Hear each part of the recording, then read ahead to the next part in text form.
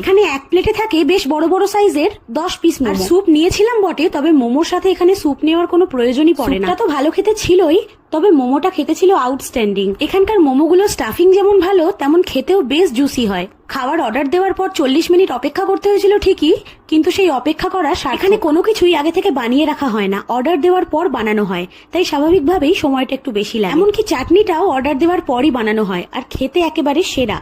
মোমো ছাড়াও এই কুঙ্গার আর একটা পপুলার ডিশ হলো চিকেন ফিং। এই চিকেন ফিং হলো মেনলি গ্লাস নুডলস, তৈরি করা হয় বিভিন্ন ভেজিস দিয়ে। যেহেতু আমরা নিয়েছিলাম ড্রাই চিকেন ফিং, তাই এটা খেতে একটু ক্রাঞ্চি হয়। আর সত্যি বলতে এটা পরিমাণে এতটাই বেশি যে দুজনে শেয়ার করে আরামসে খাওয়া যায়। এখানে বলে রাখি, পর্ক স্টিপ মোমোর দাম ছিল 270 টাকা, চিকেন হট অ্যান্ড সাওয়ার স্যুপের দাম ছিল 210 টাকা এবং চিকেন ফিং এর দাম ছিল 270 টাকা।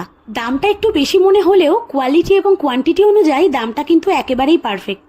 তাই দার্জিলিং গেলে কুঙ্গা রেস্টুরেন্টটা কিন্তু